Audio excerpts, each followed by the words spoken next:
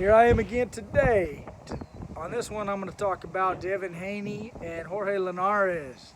I saw the fight.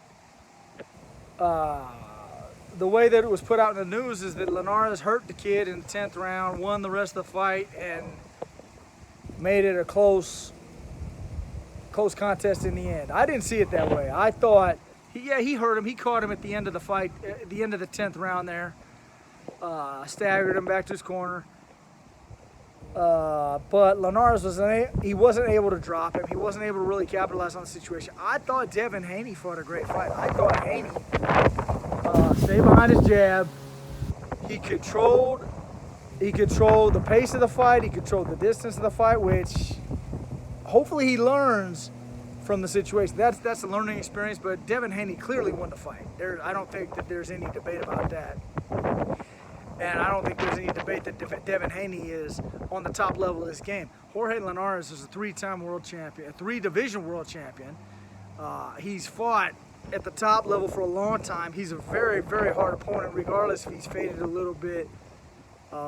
He's still, that's a hard fight. Linares can fight. Linares is the real deal. I've seen him live. I've seen him throughout his career.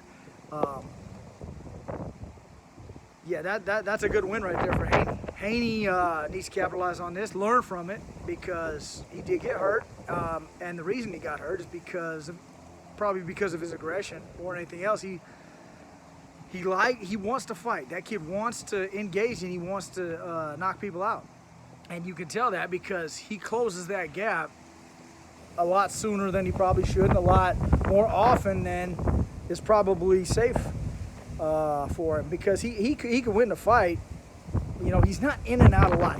He stands in that punching range and he uses his jab well. He backs guys up and he controls the fight, but he's still in that range, so he gives himself a chance to get clipped. Hopefully he'll learn and go back to camp and start changing range a little more movement. Now, I'm not talking big adjustments, but a little bit more distance here and there. Play with the range a little more, close it a little more, and also widen it out a little more, so that you can control your opponent's distance and his aggression. You can control his aggression like that, you know.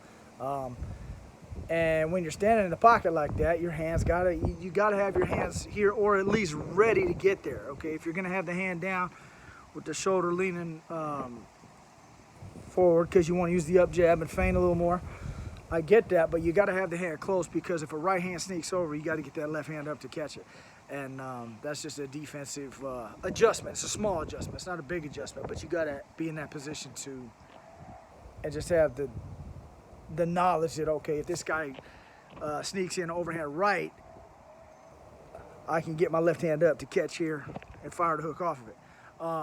But yeah, no, it was a good performance. I'm not gonna say that it was bad. It's good to get hurt sometimes. It's good to get in there, get hurt, and then finish the fight the way he did. He showed a lot of heart. He stood up. Linares couldn't put him down, so Haney did exactly what he was supposed to do. He came through adversity, and I think he's going to be better for it in the long run. I look for Devin Haney to be making some big fights now, hopefully. 135, maybe even 140, you know. But there's some names at 135 that could be big fights. You know, Lomachenko, Lopez, you know, the fights are out there. You could even maybe talk about a Mikey Garcia. I mean, Mikey's up at 47, but, you know, things are negotiable. There's names in and around the division that good fights could be made, and I think Devin Haney's at that level. Even Tank Davis. Tank Davis is another guy that Devin Haney could consider getting in there with.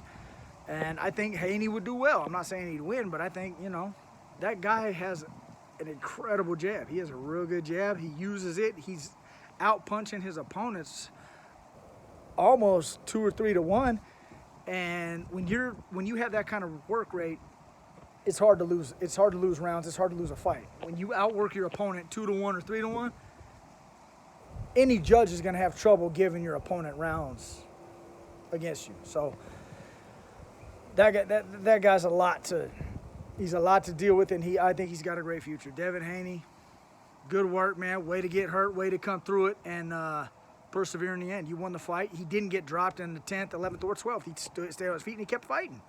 That's what you want out of a fighter. That's what a fighter should do. Okay, I mean, getting hurt is not. There's no shame in getting hurt in this game. You're gonna get hurt. Okay, it's what happens when you get hurt that defines your character.